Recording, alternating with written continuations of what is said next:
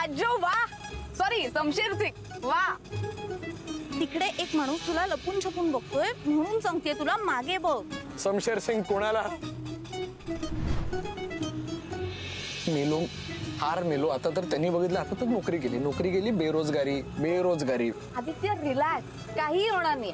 मी सगळं मॅनेज केलंय. तू एकतर तुझ्या हट्टामुळे होतं हे सगळं. माझ्यामुळे काय? हे सगळं तुझ्यासाठी चालू आहे, आपल्यासाठी चालू आहे. आपल्यासाठी? हो, आपल्यासाठी.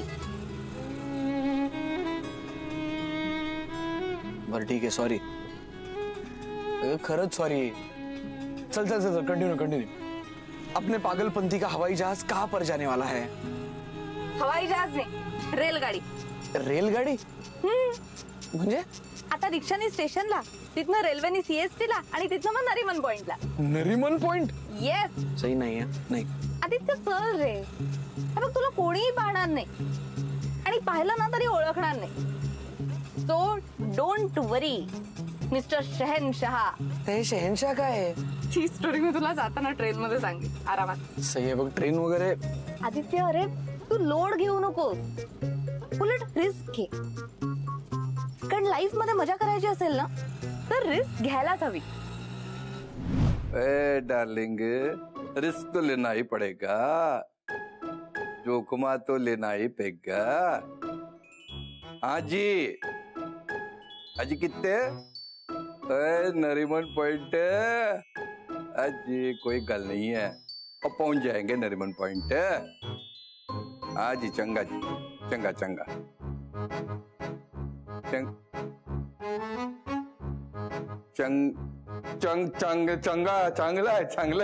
आहे.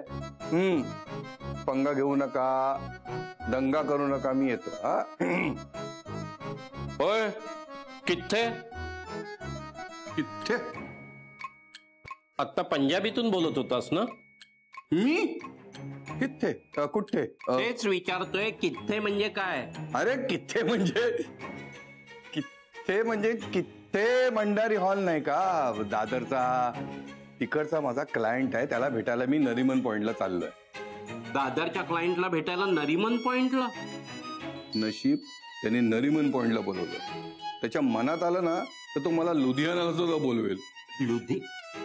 अरे तू त्याच्याकडे लक्ष देऊ नको रे. महत्वाचं काय आहे की मी नरीमन पॉइंटला चाललोय, माझी मीटिंग आहे, तिथे मी जेवून येणार आहे, उशीर होईल. तेव्हा तू आणि आदित्य सुद्धा दोघे जेवून घ्या, माझी वाट बघू नका. जो बोले सो निहार. सत श्री अकाल.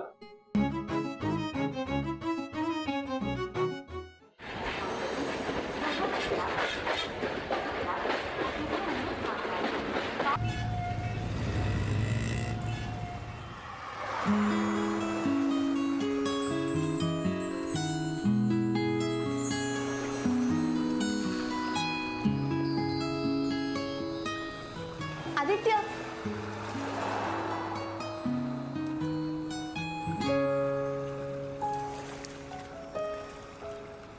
चल. ए आदित्य, तुला पण इथेच बसूया, इथलं छान दिसेल समुद्र. अगं नको, बस ना. आपण तेव्हा तिकडे दुसरीकडे जाऊयात. नाही इथेच बसूया, इथनं मस्त दिसतंय, मस्त स्पॉट आहे. बस समुद्र आहे. अरे बस तर.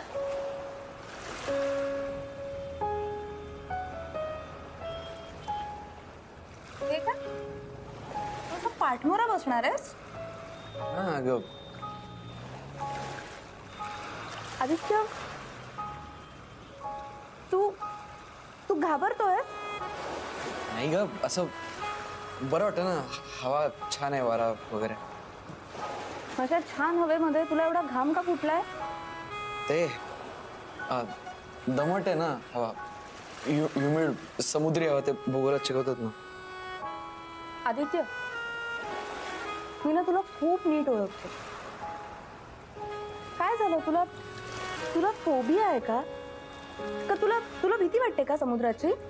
अगं नाही ग, कुठे मी म्हणलो नाही.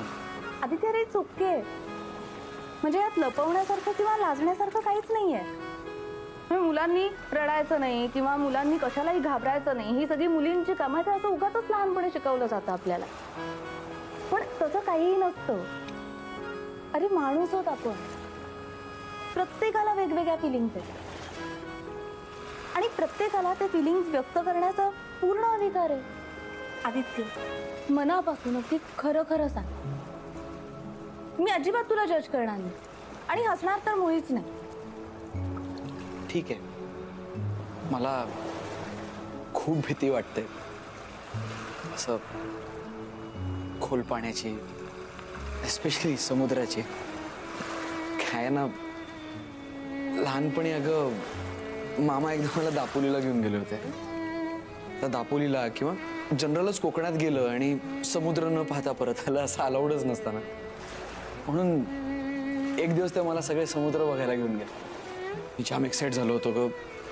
म्हणजे असा एवढा मोठा असा फेसाळलेला समुद्र मी आधी कधी बघितलाच नव्हता ना. दिवसभर तिथं लाटांमध्ये काय डोंबलो अगं आम्ही. मामांचा हात धरून मी अजून आत जाऊ असं त्यांना म्हणत होतो. तेही हळूहळू हातात घेऊन चालले होते. दिवसभर अशा लाटा अंगावरती झेलत होतो. आली की उडी मारायची. आणि मग अचानक जरा खोल पाण्यात कधी गेलो कळलंच नाही.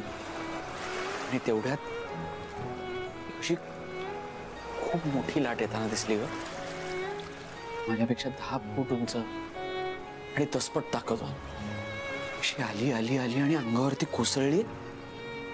वरसनी अगं असा मामाचा हातच सुटला. काय एकदम अशा गटांगळ्या खाल्ल्या, नाका तोंडात पाणी गेलं, श्वासच घेता येत नव्हता, हातपाय मारत होतो. त्या वयातही जीव जाणं म्हणजे काय याचं चित्र असं एकदम डोळ्यासमोर येऊन गेलं. मग काय झालं नीट आठवत नाही, पण शुद्धीवर आलो तेव्हा असे बाजूला सगळे मामा उभे होते घाबरलेले. त्यांनी एकदम असं कवटाळून धरलं, पाप्या वगैरे घेतले, मुके घेतले, धीर दिला. तासाभरात सगळंच परत नॉर्मलला आलं. त्या दिवसापासून ती मोमेंट, तो क्षण डोक्यातून पुसला गेला. तेव्हाही नाही आणि आजही. ह्या दिवसानंतर असा लांबनं जरी समुद्र बघितला ना, एकदम अंग गळून गेल्यासारखं होतं. हात थरथरायला लागतो, पाय कापायला लागतात. त्या क्षणाची आठवणून मरणाची भीती नाही वाटत. पुन्हा एकदा तसंच मामांचा, कोणा जवळच्या व्यक्तीचा असा पुन्हा हात सुटेल की काय याची भीती जास्ती वाटते.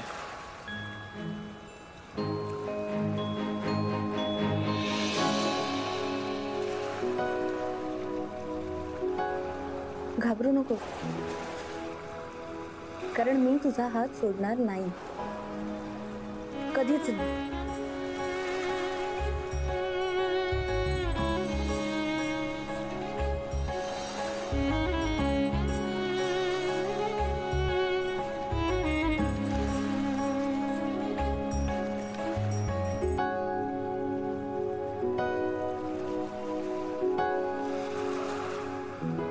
चल उठ. सई, उठ ऐक. गुड. इकडे बघ. सई, हे बघ, काही होत नाही. Sai. Very good, very good.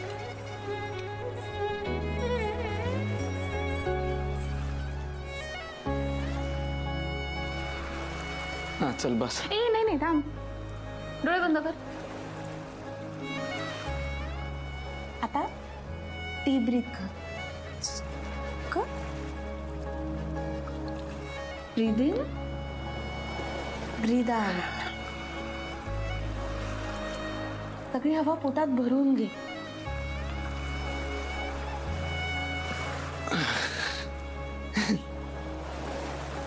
मला ना असं खूप सारा तोरडावंसं वाटतंय. ज्या वेळी जे वाटेल ना त्या वेळी ते करून मोकळं व्हायचं. विचार करायचा नाही अजिबात. ओरड. नको ग. ओरड. सई जाऊ दे, नको. आदित्य ओरड. ओके. जोरात. अजून जोरात.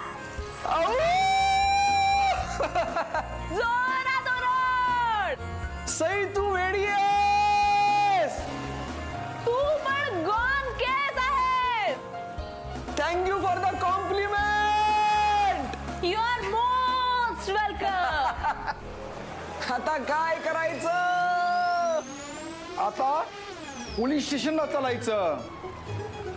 अहो काका, सार्वजनिक ठिकाणी बोंबाबोंब करताय आणि आता पळायचा प्रयत्न करताय. अहो काका मी नाही, हा डाकू आहे ना डाकू, त्यांनी ओरडायला लावला मला. डाकू? हो मग डाकू शमशेर सिंग ऐकलं नाही तुम्ही? अहो काका काही बोलतोय.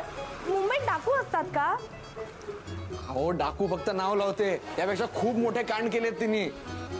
काका तुम्हाला माझ्याकडे बघून असं काही वाटतं का? हा मी असं काही करू शकते का? अहो दिसण्यावरनं जाऊ नका, फार पोचलेली चीज आहे ती, तुम्हाला माहित नाही. काका खोटं बोलतोय हा. मी निरागस शहरा, मी खोटं बोलेन का? हो ही खोटं बोलतीये. ओ काका काही बोलतोय, याच्याकडे लक्ष देऊ नका. खोटं बोलतोय तो. ही खोटं बोलतीये. खोटं हा बोलतोय. ही खोटं बोलतीये. हा बोलतोय. अरे चुप. चला पोलीस स्टेशनला, आपण तिथेच तुमचं खरं खोटं बाहेर काढूया. चला माझ्या बरोबर. पक पक पोपट, पक पक पोपट, पक पक पोपट मध्ये तुमचं स्वागत आहे. आम्ही तुमचा पक पक पोपट बनवलेला आहे. ते बघा तिकडे कॅमेरा आहे. हा हात करा असा. हा हे बघ मागे पण कॅमेरा आहे. हा दिसला का? हे बघ तिकडे पण कॅमेरा आहे. हा दिसेल तुम्हाला. हात करा. हा मी टीव्हीवर आहे. अर्थात तुमच्यासारखा माणूस टीव्हीवर दिसणार आहे. एक काम करतो, तुम्हाला आमच्या डिरेक्टरला जाऊन भेटवतो. हा 1 मिनिट. हा पटकन कॅब बुक कर, पळावं लागणार आहे. चला डिरेक्टरांचं खूप भारी आहे. 4 तासात गाणं शूट केलेलं आम्ही. पागवान कसमानो खानी है, कित्या रहेगी? एक तो यहाँ गड्डी नहीं आ रही है. चलो गाड़ी निकालिए, बहुत दूर जाना है. अरे जाना तो हमें भी बहुत दूर है, लेकिन हमारी पागवान नहीं आ रही है. भगवान गाड़ी गाड़ी गड्डी. वह कौन सी गड्डी? अरे ये गड्डी. आम्ही आत्ता तुमची कॅब बुक केली आहे ना. चला पटकन गाडी काढा, नाही तर मी 5 स्टार देणार नाही. घाणेरडा रेटिंग दे. तूने मुझे क्या ड्राइवर समझ रखा है?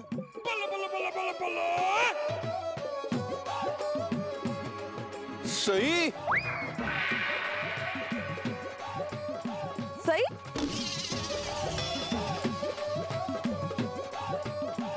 तुम्हाला माझं नाव कसं माहिती? सही पहचानो. क्या मैं बंधु. क्या बंधू? करतार सिंह बंधु. करतार सिंग संधू. ओके अच्छा तुमचं नाव का? हा ठीक आहे, पटकन गाडी काढा ना, लवकर जायचंय आम्हाला. हा आदित्य.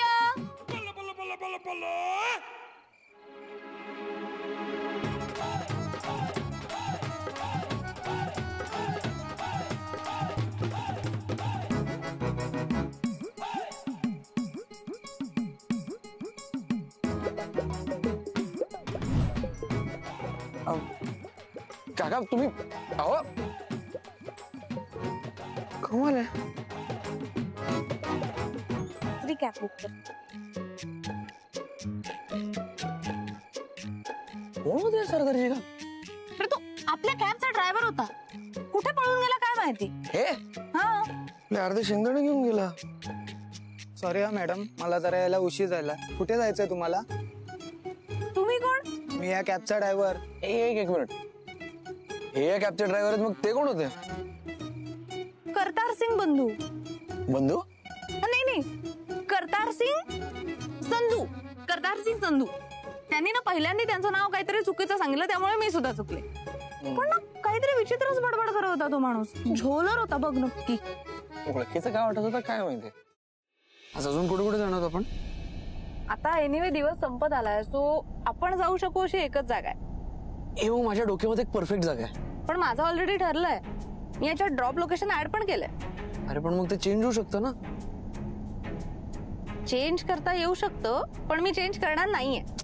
सई, अगं माझ्या डोक्याची जागा आहे ना, त्यांनी आजचा दिवस खऱ्या अर्थाने पूर्ण होईल. पण आपण दिवसभर केलेल्या वेडेपणानंतर शांत शहाण्यासारखं बसणं गरजेचं आहे.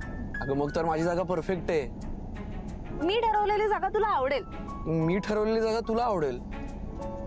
एक मिनिट. तू नक्की कुठल्या जागेबद्दल बोलतोयस? मी कशाला सांगू? कारण मला असं वाटतंय की आपण दोघे जण एकाच जागेबद्दल बोलतोय. अच्छा, म्हणजे तुला म्हणायचंय की तू माझ्या मनातलं ओळखलंस. ते तर त्या जागेवर पोचल्यावरच कळेल.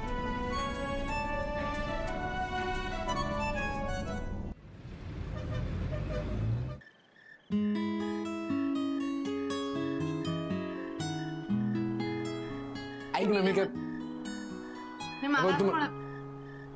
तू बोल. अरे हे बघ, आज आपण दिवसभर तुझे हट्ट पूर्ण केलेत ना, त्यामुळे तुझं बोलणं पूर्ण झालं पाहिजे. आजचा दिवस तुझा होता, त्यामुळे पहिला बोलण्याचा चान्स तुला मिळाला हवा. अगं बोल ना सई.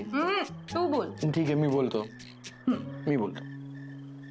कारण आयुष्यात जी जी गोष्ट जेव्हा जेव्हा करावीशी वाटेल तेव्हा तेव्हा ती केली पाहिजे. करेक्ट?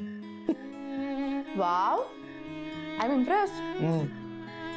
कोण बोललाय रे असं? आहे एक वेडी मुलगी. मला ना खूप बोला असं वाटतंय, पण आज दिवसभर एवढा वेडेपणा केलाय ना की नक्की सुरुवात कुठं करू हेच कळत नाहीये. तुला हवं तिथून सुरू कर, हवं ते बोल. बोलणारच आहे, कारण आज ना मला खूप मोकळं, खूप छान वाटतंय. इतके दिवस असा शहाणपणा पांघरून फिरत होतो मी. त्या पांघरुणाचं ओझं कधी कसं झालं माझं मलाही कळलं नाही. पण आज तुझ्याबरोबर वेडेपणा केला आणि ते ओझं गळून गेलं आणि त्या पांघरुणाखाली लपलेलं एक छोटंसं मूल बाहेर आलं. त्याच्याबरोबर धावत सुटलो वेड्यासारखा. आज मी पण खूप खुश आहे,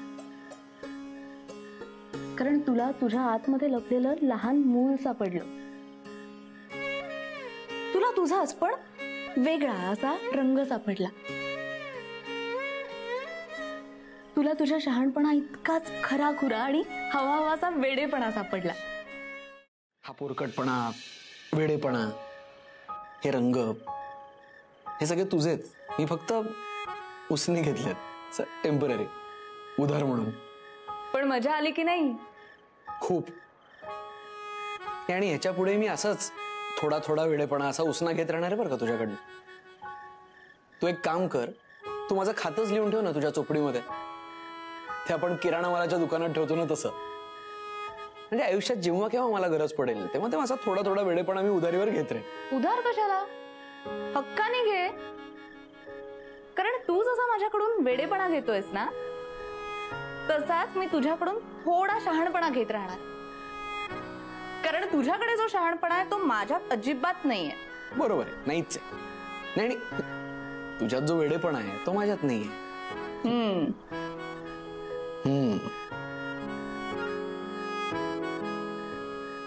आपण एकमेकांसाठी किती पूरक होत ना ग. पूरक? एकमेकांना पूर्ण करणारे. सेम सेम तरी डिफरंट, तरी सेम. म्हणजे आपण नाही, काय नाही. अगं बोल ना. नाही, आपण एकमेकांसाठी बनलोय का रे? Like made for each other.